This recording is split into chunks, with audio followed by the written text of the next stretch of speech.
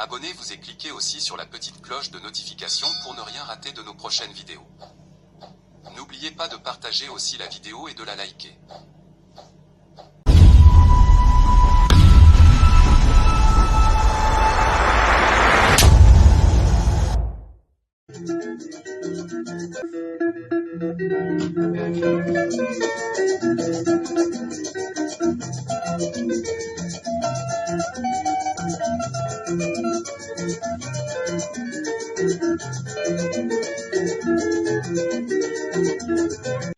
Bonjour, suivez Afro Congo News Sport.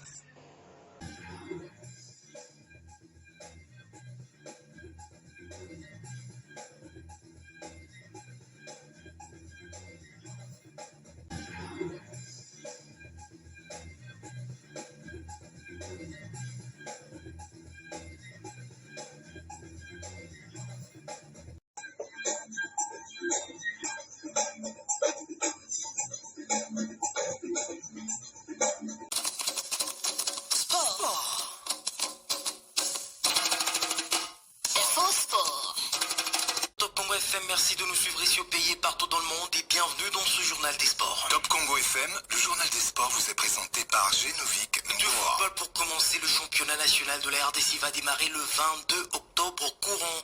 Ainsi en a donc décidé la commission des gestions de la Linafoot qui a rendu public hier le calendrier des matchs qui se joueront dans deux groupes, le A et le groupe B.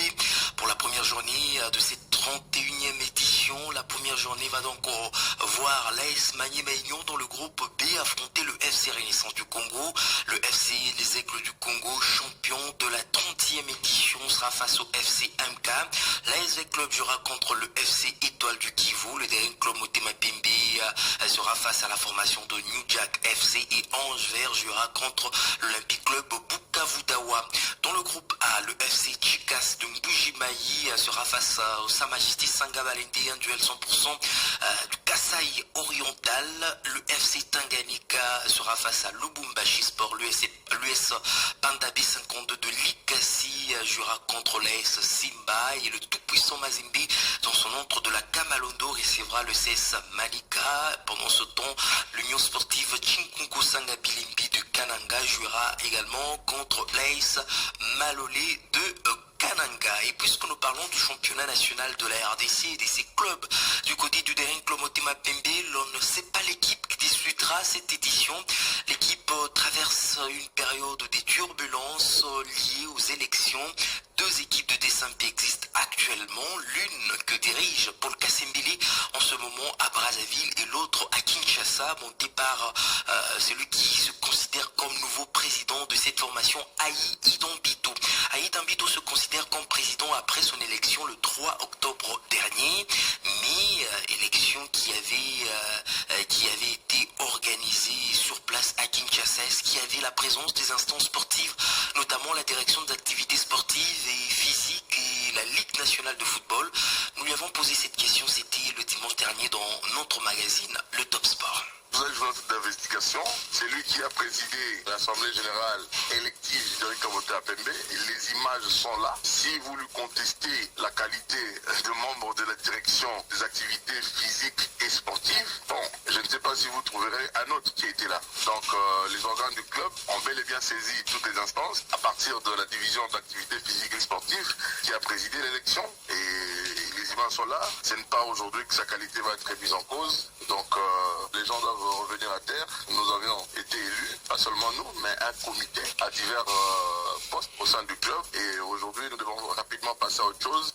Les défis sont là, ça s'impose à nous et on n'a pas vraiment beaucoup de temps à donner, à accorder aux supputations, aux émotions, aux humeurs des uns et des autres. Vous avez parlé de la présence de la direction des activités physiques et sportives lors de ces élections, mais est-ce que la Linafoot était également présente? Il ne faut pas s'accrocher seulement à Linafoot. C'est directeur Motabem est un club omnisport. Lorsque toutes les instances sont saisies, vous avez vu, il y avait le représentant de handball qui était là, de volleyball et des autres instances. Donc il ne m'appartient pas de répondre à la place de la Linafoot dès lors qu'elle a été formellement saisie. Les accusés de réception sont là, donc c'est à Linafoot de se décider, de s'exprimer sur la non-présence de son délégué. Qui a organisé les élections?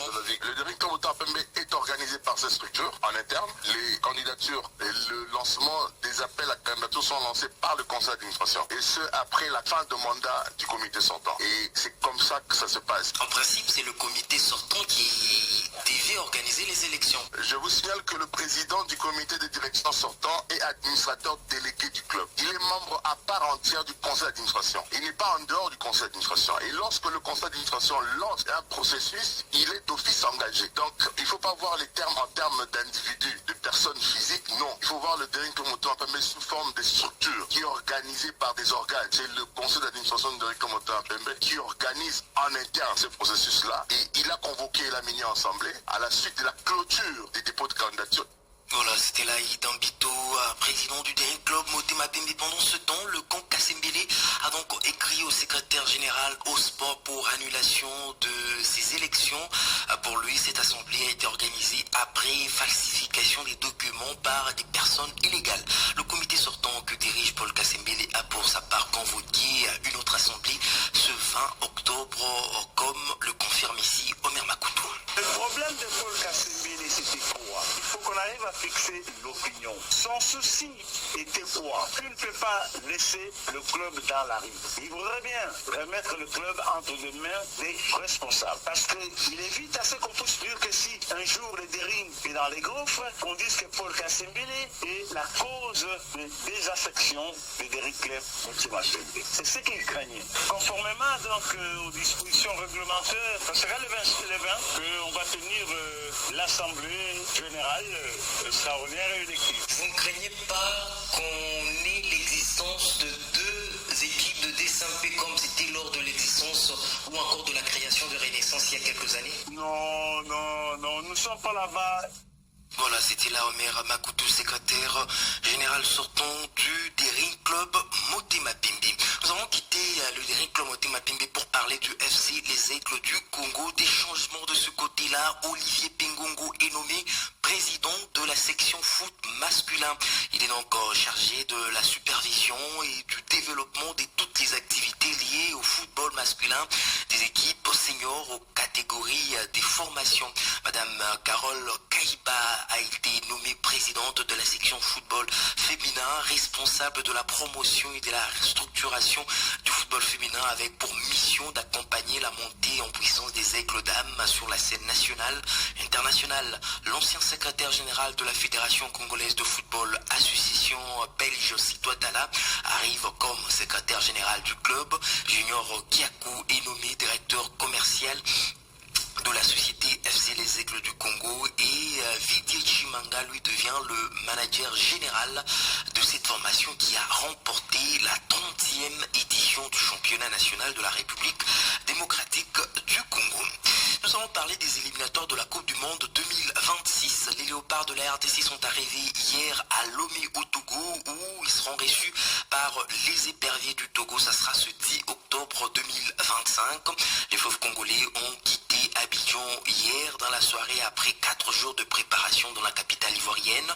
À Lomé, les hommes de Sébastien Desabre vont tenter de gagner. En tout cas, une victoire s'impose avant le dernier match à Kinshasa le 14 octobre face au Soudan. Gagner les deux matchs et espérer un faux pas du Sénégal pour terminer soit en tête du groupe ou parmi les 4 meilleurs deuxièmes qui iront chercher cette qualification dans une autre phase.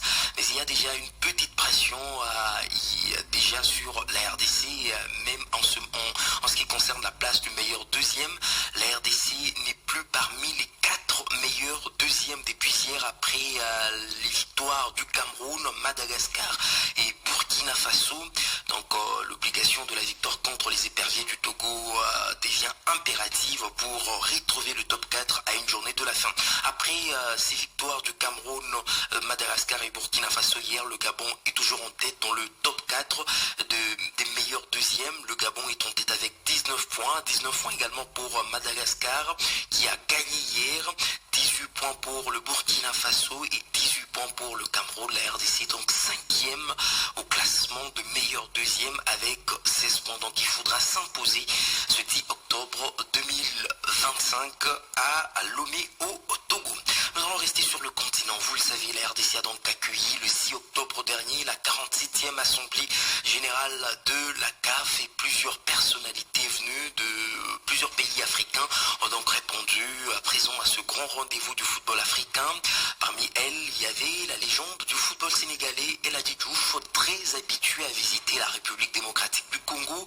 L'ancien international sénégalais qui a salué les efforts du gouvernement congolais estime que l'heure est à l'unité sur le continent pour permettre à une sélection africaine d'aller chercher le trophée d'une Coupe du Monde. Ça fait plaisir. D'abord, je vais remercier la CAF de m'avoir fait part de cette Assemblée Générale et je dirais que aussi merci aux Congolais parce que franchement, je le dis et je le répète, c'est un pays de football. C'est un pays de football, c'est un pays où aujourd'hui on doit organiser beaucoup d'événements parce que les gens sont passionnés, il y a de quoi faire et je crois que l'État est en train de faire des efforts pour construire des infrastructures pour maintenant la CAF le fait venir ici, c'est normal parce que si on regarde l'histoire, la première équipe subsaharienne à être qualifiée à la Coupe du Monde, c'est le Congo. Et on voit depuis pas mal de temps ce qu'ils sont en train de faire sur le continent. C'est une très bonne équipe avec des joueurs franchement qui représentent le continent africain et qui sont des ambassadeurs de ce pays. J'ai eu la chance de regarder mes grands frères jouer. J'ai eu la chance de jouer, de donner du plaisir, d'en prendre du plaisir. Et aujourd'hui, je sais la CAF là où elle était et la CAF là où elle est aujourd'hui. Franchement, nous tous, on aimerait bien jouer maintenant parce qu'il y a plus de contrats. La CAF, là où le président Motsepe a pris la CAF et là où il l'a amené, franchement, c'est extraordinaire. Et je dirais que nous, les Africains, on doit se donner la main dans la main. Travaillons ensemble pour qu'on puisse avancer. Je crois qu'il n'y a que comme ça qu'on va avancer. La CAF, ils sont en train de faire du très bon boulot. Les journalistes, pareil. Je dirais que c'est une équipe. Les footballeurs aussi sont en train de jouer leur part. Les supporters. Et je crois qu'il faut qu'on arrête de se battre pour gagner la Coupe d'Afrique. La meilleure africaine gagnera toujours la Coupe d'Afrique et qu'il n'y a que l'Afrique qui gagne. Maintenant, donnons-nous la main dans la main. Travaillons ensemble pour pouvoir aider une équipe africaine à aller gagner une Coupe du Monde. Et en plus bref, avant de nous quitter, c'est une nouvelle qui honore la République démocratique du Congo. Maître Bestine Kazadidi Tabala, actuelle vice-présidente de la CAF en charge du football féminin, a été nommée présidente de la commission des compétitions féminines interclubs de la Fédération internationale de football association. Elle est la première femme à avoir dirigé un grand club masculin en RDC, la SV Club. Bestine Kazadidi rejoint le cercle restreint des dirigeants congolais qui ont marqué les instances internationales à l'image de Constant Marie ou encore de Véron Mosengo Umba, aujourd'hui secrétaire général de la CAF. Il n'y a pas que Bestine Kazadi, Moïse Katumbi, président de Tout-Puissant Mazembe, est également nommé membre de la commission des compétitions masculines de la FIFA. Moïse Katumbi rejoint ainsi une commission stratégique chargée de superviser les compétitions interclubs masculines à l'échelle mondiale. Il devient le premier Congolais à intégrer cette instance aux côtés de 9 autres membres internationaux. Merci infiniment à vous tous de nous avoir suivis fin du journal des sports et merci à vous de rester. Sport. Info Sport.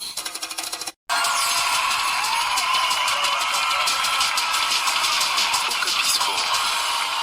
Vanessa Nkongolo dans ses studios pour parler sport. Vanessa, bonjour.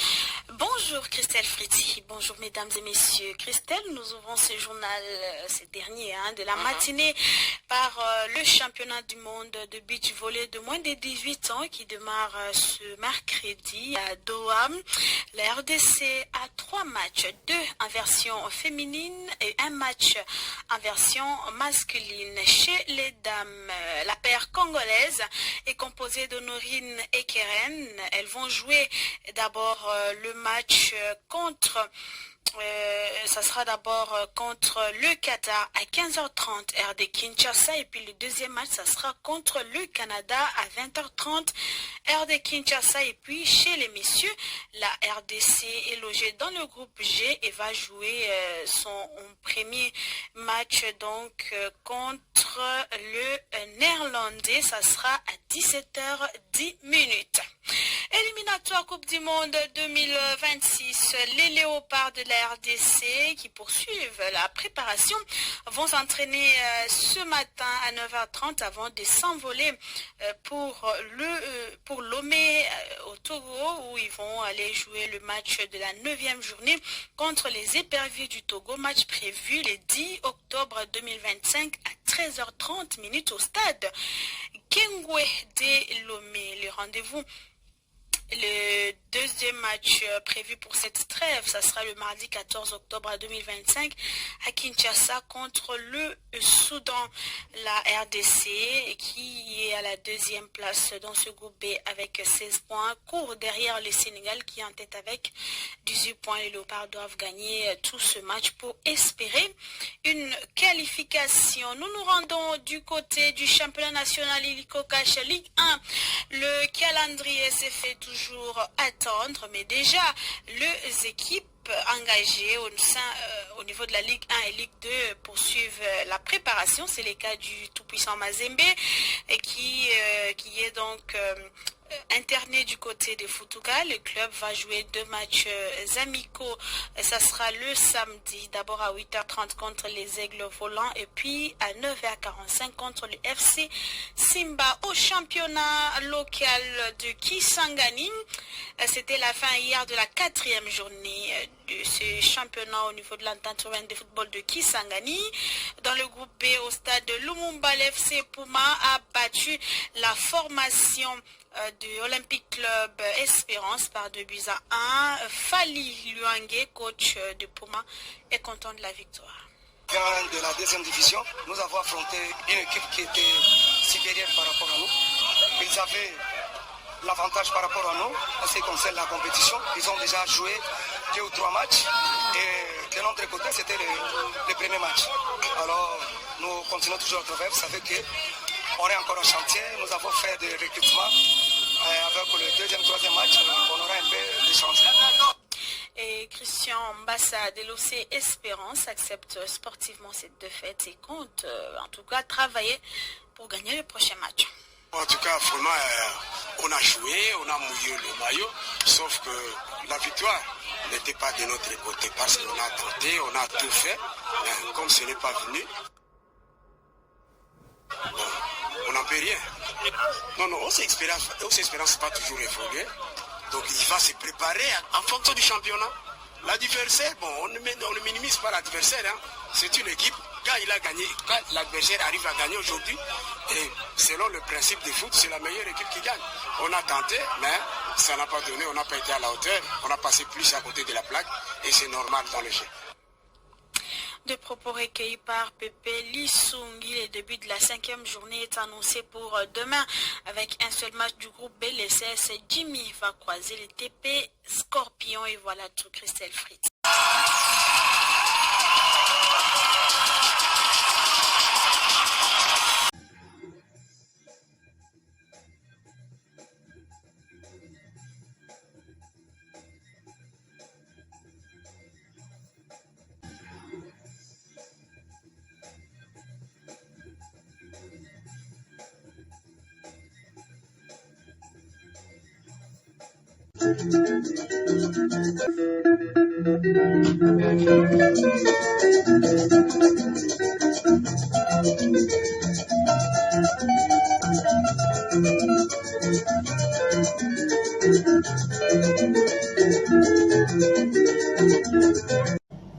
Abonnez-vous et cliquez aussi sur la petite cloche de notification pour ne rien rater de nos prochaines vidéos.